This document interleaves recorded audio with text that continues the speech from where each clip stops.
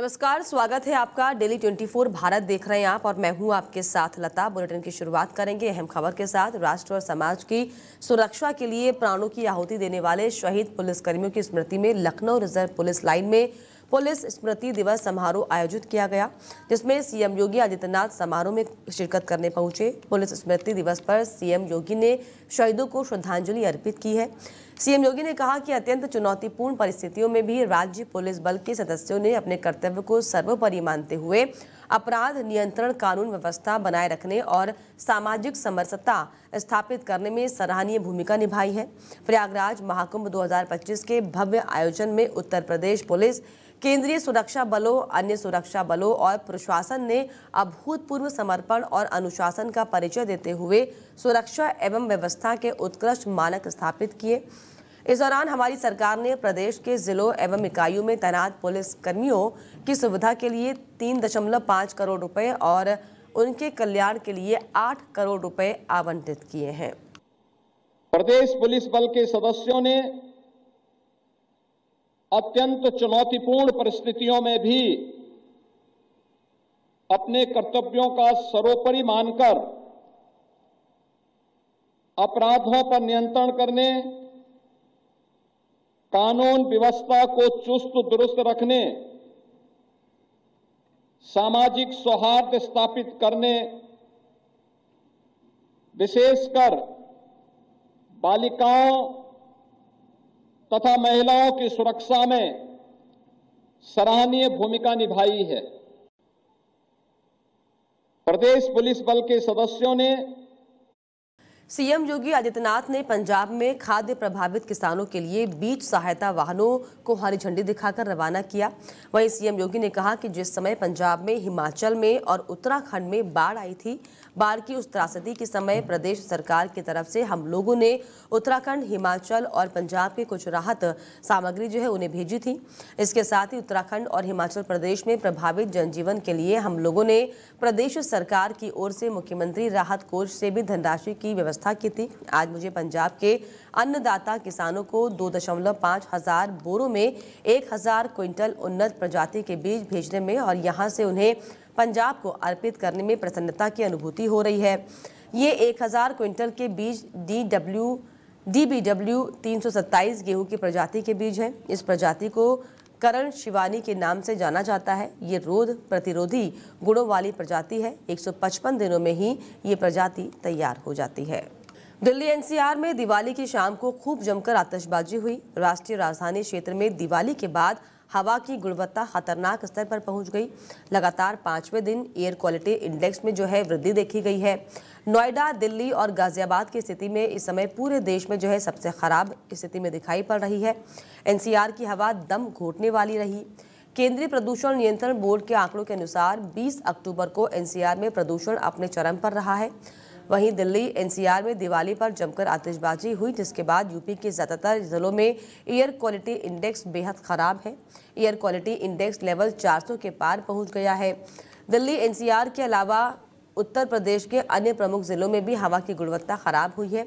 सुबह शाम धुंध से आंखों में जलन और सांस लेने में तकलीफ हो सकती है। कई शहरों में AQI खतरनाक स्तर को पार कर गया है।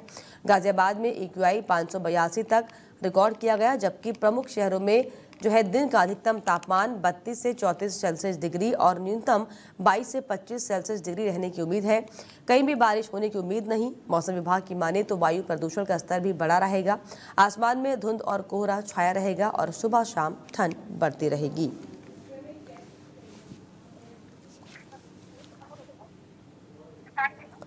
और इस पर ज्यादा जानकारी के लिए नोएडा से मेरे सहयोगी अरबाज खान जुड़ गए।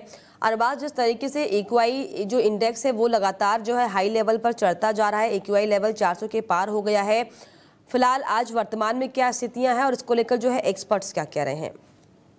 बिल्कुल, देखिए लता जी, मैं बात करूं आपके मौजूदा AQI की तो वो लगभग 400 के पार हो चुका है और अब से 2 घंटे पहले लगभग 354 का। मैं बता दूं कि जो सुप्रीम कोर्ट ने एडवाइजरी दी थी 2 घंटे की पटाखे जलाने की, लेकिन पूरी रात पटाखे जले हैं, जिसके कारण लगभग रात 700 के पार हो चुका था। लेकिन जिला प्रशासन या शासन कुछ भी दावे वादे कर ले कि हमने पहले ही ये व्यवस्था करके रखी है, लेकिन ये सब उनके दिवाली के बाद में सब रखे रह जाते हैं, उनके झूठे वादे रखे रह जाते हैं और पोल खुल जाती है। आपको बता दूं कि ये इस तरीके का प्रदूषण, एक जहरीली हवा इस वक्त नोएडा में देखने को मिल रही है कि अगर एक आदमी सांस ले रहा है तो एक बार का सांस लगभग 100 सिगरेटें अपने अंदर ले रहा है। तो कहीं ना कहीं जिस तरीके से सबसे ज्यादा इसमें प्रदूषण में जो सबसे ज्यादा परेशानी हो रही है वो छोटे बच्चों को हो रही है, बुजुर्गों को हो रही है, जो जिनको सांस की प्रॉब्लम है उनको सबसे ज्यादा प्रॉब्लम हो रही है। और जो स्वास्थ्य विभाग ने भी एडवाइजरी जारी करी है, वो हर बार करती है कि किस तरीके से घर से बाहर न निकलें, कोई काम हो तो जब भी घर से बाहर निकलें, बाहर से निकलें तो मास्क लगा के निकलें, अपनी आंखों को धोते रहें। जी बिल्कुल। और अब जिस तरीके से 400 के पार जो है AQI लेवल हो चुका है, हालांकि सुप्रीम कोर्ट की तरफ से 2 घंटे का जो है निर्देश दिया गया था, गाइडलाइन जारी की गई थी, लेकिन ऐसे में अगर हम दिल्ली NCR की बात करें, जिस तरीके से चाहे गाजियाबाद हो, चाहे नोएडा हो, चाहे आसपास के इलाके हो, हर जगह का जो AQI जो हवा की क्वालिटी है खराब दिखाई पड़ रही है। ऐसे में अलग अलग जगह की अगर हम बात की जाए तो क्या अब जब AQI लेवल पार हो गया, इसको लेकर कोई और नए निर्देश जारी किए गए, कोई नई गाइडलाइंस क्या बताई जा रही हैं? देखिए, गाइडलाइंस तो हर बार जारी की जाती हैं, लेकिन वही पिछले तरीके की बार, जैसे कि मैंने आपको बताया था कि घर से बाहर न निकलें और निकले तो किसी काम से निकले मास्क लगा के निकलें, बस यही एडवाइजरी जारी की जाती है, इसके अलावा कुछ नहीं किया जाता है। आपको बता दूं, अगर जो आम आदमी अपने पूरे दिन में कमाकर घर पर जाता है तो वो कैसे बाहर न निकले। और मैं आपको बता दूं, AQI की बात करूं, जिस तरीके से नोएडा में कई जगहों पर सबसे ज्यादा देखा गया है, सबसे कम ग्रेटर नोएडा में नॉलेज पार्क में देखा गया है। नोएडा के सेक्टर 62 में लगभग 312 AQI देखा गया है, 125 में 316, ग्रेटर नोएडा के नॉलेज पार्क में 294, वहीं नोएडा के सेक्टर 116 में 340 दिखाया गया। तो कहीं ना कहीं जिस तरीके से अभी 2 घंटे पहले 354 था, लेकिन अभी मौजूदा जो है वो 400 के पार होता दिख रहा है। लगभग शाम होते होते पता नहीं है कितना पार हो जाए। जी बिल्कुल। ऐसे में हर बार सवाल भी अब ये खड़े होते हैं कि हर बार जब दीपावली का मौका होता है या फिर ये सीजन होता है, जब सर्दियों की शुरुआत होती है, तो अक्सर हम जो है हम हर साल इसी तरह की खबरों पर चर्चा करते हैं कि जो AQI लेवल है वो लगातार बढ़ रहा है। ऐसे में सवाल अब ये खड़ा होता है कि आखिर इसमें किसकी जवाबदेही, क्या जो आम जनता है उसकी लापरवाही रवैये की वजह से इस तरह से जो है AQI लेवल लगातार क्वालिटी खराब हो रही है? क्या प्रशासन इस पर कोई काम नहीं कर पा रहा है? क्या सरकारें इस पर ध्यान नहीं दे पा रही हैं? किसकी जवाबदेही इस पर? देखिए लता जी, इसमें दोनों लोगों की ही जवाबदेही है, शासन प्रशासन की, खास करके नोएडा प्राधिकरण की। नोएडा प्राधिकरण हर बार कहता है कि हमने इंतजाम करके रखे हुए हैं, हमने स्मोक गन तैयार कर रखे हैं, हमने पानी की गाड़ियों का छिड़काव करने के लिए गाड़ियां रखी हुई हैं, हमने ऑटोमेटिक बारिश का इंतजाम किया हुआ है। लेकिन अभी तक नोएडा में जिस तरीके से AQI बढ़ रहा है, लेकिन अभी तक कोई भी 1-2 गाड़ियां चलती हुई दिख रही हैं, लेकिन उसके अलावा ऐसा कुछ नहीं दिख रहा। वहीं शासन प्रशासन भी इस चीज की बात करता है, प्रदूषण विभाग भी तैयारी रखता है, लेकिन मौके पर कुछ भी होता दिखाई नहीं देता है। जी चलिए, बहुत शुक्रिया आपका अरबाज तमाम जानकारियों के लिए, तमाम बातचीत के लिए। तो आपको बता दें कि लगातार जो है 400 के पार AQI का लेवल हो चुका है, लेकिन शासन प्रशासन सरकार और आम जनता जाहिर तौर पर सभी की इसमें गलतियां हैं, जिसकी जो वजह से बार बार हर साल जो है हम इस तरह की खबरें और विजुअल्स और इस तरह के जो है हालातों को जो है सामना करने को मजबूर हो जाते हैं। तो दिल्ली के बाद जो है अलग अलग इलाकों की जो हवा है, जो फिज़ा है, वो दरअसल दमघोटू हो गई है। गैस चैम्बर एक बार फिर से दिल्ली NCR बनते हुए दिखाई पड़ रही, जो कि वाकई बहुत ज़्यादा गंभीर विषय है। गंभीर इसलिए क्योंकि अगर हम अक्सर देखते हैं कि साल दर साल जिस तरीके से जो AQI लेवल है वो खतरनाक स्थिति में पहुंच रहा है, ये जाहिर तौर पर जो है स्वास्थ्य के लिए भी बहुत ज़्यादा हानिकारक है। और इसी वजह से ये जो है तमाम निर्देश भी जारी किए जा रहे हैं। लेकिन जिस तरीके से अब एक बार फिर से दीपावली के बाद पटाखों की वजह से या फिर मौसम की वजह से या फिर क्योंकि इस समय जो सीज़न में जो है तमाम फसलों को जलाया भी जाता है, क्या उसकी वजह से इस तरह की स्थितियां सामने आ रही हैं, ये वाकई चिंता का गंभीर सोचनीय जो है विषय है। और इस पर जो है ज़्यादा बातचीत के लिए मेरे साथ जो है आशीष गर्ग जुड़ गए हैं, पर्यावरणविद हैं। आशीष जी, बहुत स्वागत आपका प्रिल 24 भारत में। नमस्कार। बिल्कुल आशीष जी, जिस तरीके से, हाँ बिल्कुल आपको भी शुभकामनाएं आशीष जी। जिस तरीके से दीपावली का त्यौहार तो अब मन गया, लेकिन अब जो स्थितियां दिखाई पड़ रही हैं, जो गैस चैम्बर दिल्ली NCR बन गया है, इस पर क्या कहिएगा? हाँ देखिए, जैसा आज मैं देख रहा था सब जगह का जो एयर क्वालिटी इंडेक्स होता है वो 400 से लेके 700 या 700 से ऊपर भी कई जगह देखने को मिल रहा है।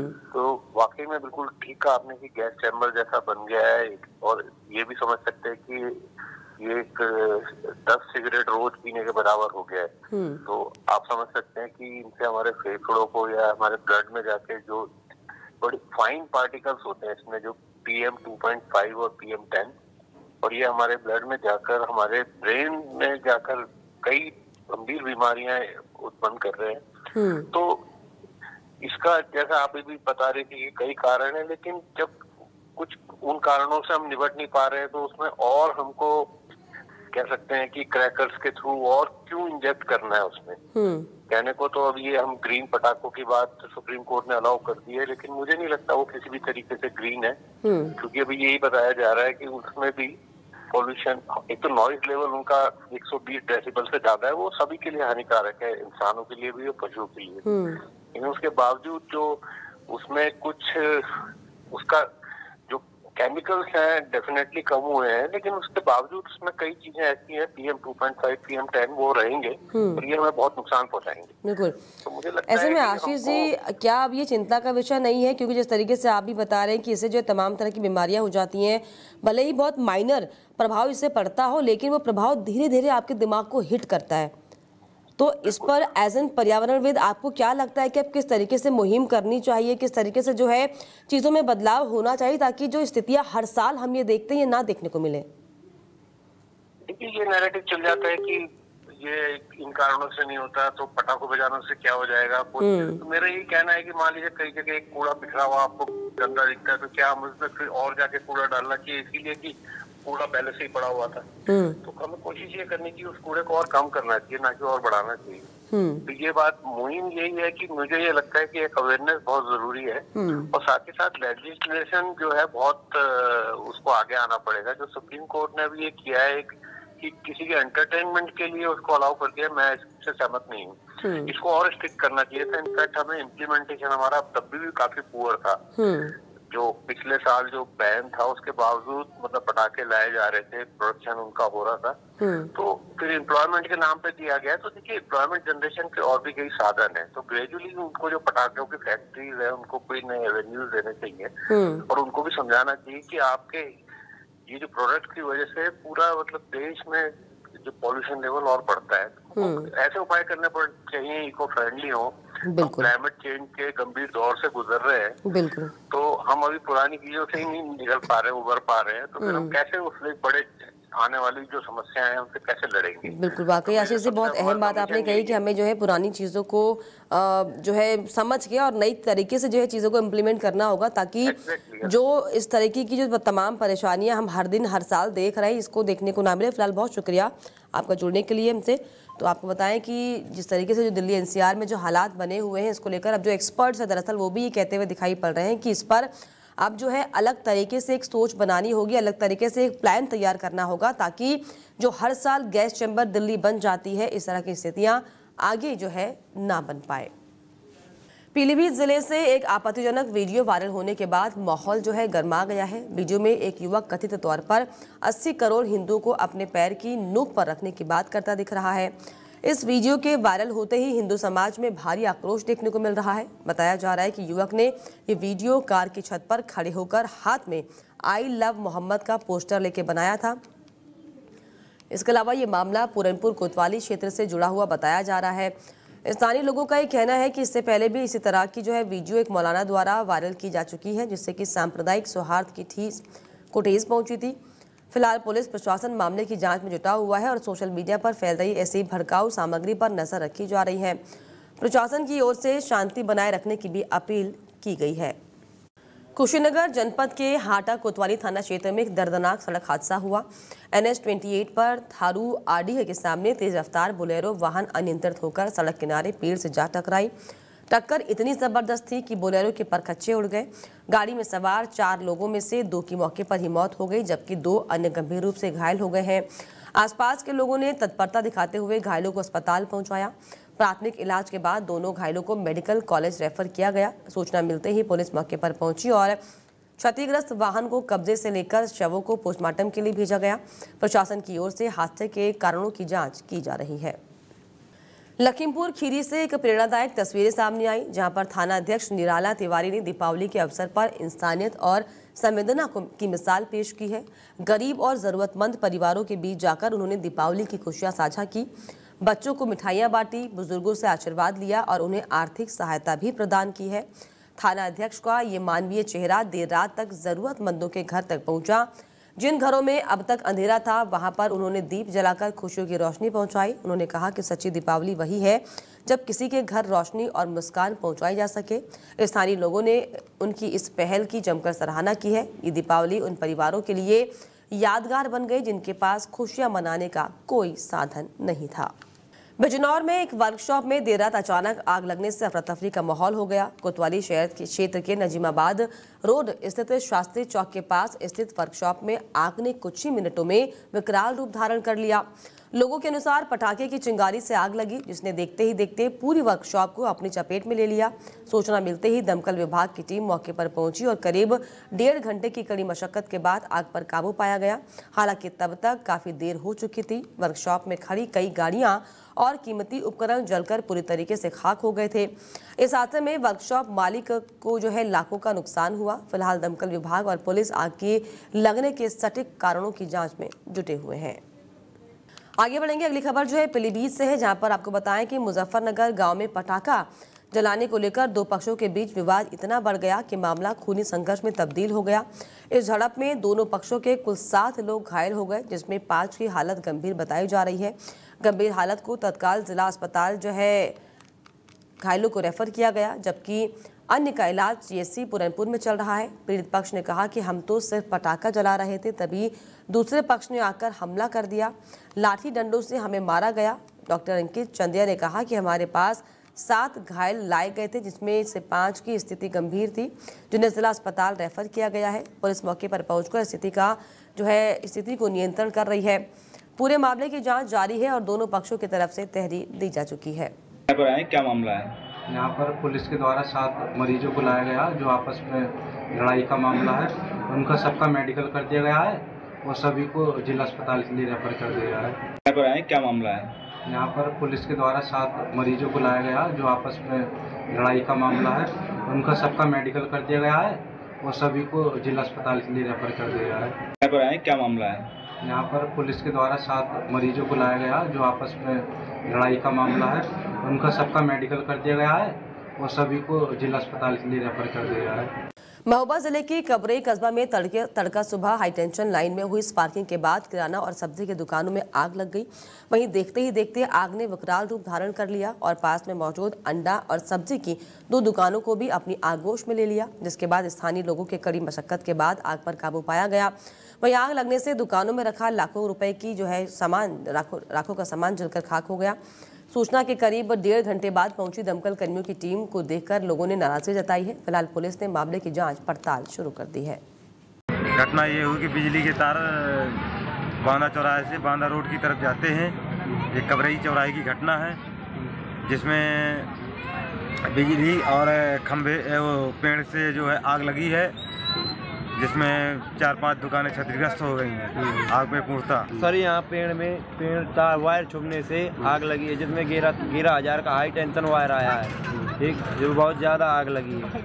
यहाँ पे न कोई सदा है, फायर ब्रिगेड भी आई है तो तकरीबन 1.5 घंटे बाद आई है, जहाँ पे कुल आदमी मिलके, मोहल्ले का आदमी मिलके यहाँ पे आग जब पूरी बंद कर शांत हो चुकी थी, इसके बाद फायर ब्रिगेड आई। उसकी हमें यहाँ तक कि हम संभावना आई, हमें कोई मदद नहीं मिली फायर ब्रिगेड की। घटना ये हुई कि बिजली के तार बांदा चौराहे से बांदा रोड की तरफ जाते हैं। ये कबरई चौराहे की घटना है, जिसमें बिजली और खंभे पेड़ से आग लगी है, जिसमें 4-5 दुकानें क्षतिग्रस्त हो गई हैं आग में पूर्णता। सर यहाँ पेड़ तार वायर छुपने से आग लगी है, जिसमें 11,000 का हाई टेंशन वायर आया है, ठीक, जो बहुत ज़्यादा आग लगी है। मुजफ्फरनगर में 12 साल की नाबालिग बच्ची को बदनाम करने का आरोप लगा है। इस मामले को लेकर आपको बताएं कि बच्ची के पिता ने थाने में पहुंचकर युवक के खिलाफ तहरीर दी है। पिता ने बताया कि गांव के युवक ने अपनी फर्जी वीडियो बनाकर सोशल मीडिया पर अपलोड की है। युवक ने अपने आप को नदी में डूबकर तथाकथित वीडियो सोशल मीडिया पर वायरल किया। जिसके बाद पुलिस ने नाबालिग बच्चे के पिता की तहरीर को लेकर जो है मामले की जांच शुरू कर दी है। लड़की 12 साल की है जी, पुलिस को मारती है, रास्ते में सब छेड़े जी, वो धमकी देता है मुझे भी कहा उसे मार, मैं तुझे मार दूंगा, जब मैं सब बात कर, जब मैं कुछ खाकर मर जाऊँ।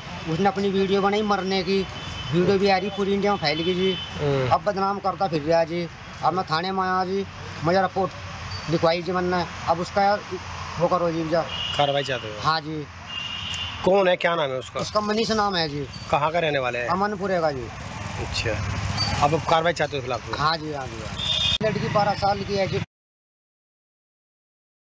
और इसी के साथ इस बुलेटिन में फिलहाल इतना ही। देश और दुनिया की तमाम खबरों के लिए आप देखते रहिए डेली 24 भारत। नमस्कार।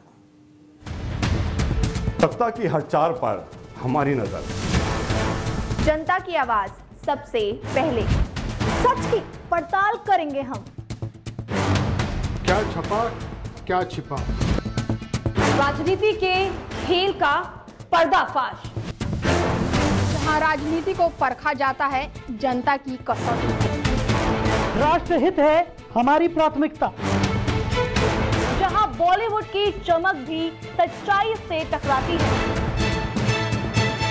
डेली 24 भारत पर।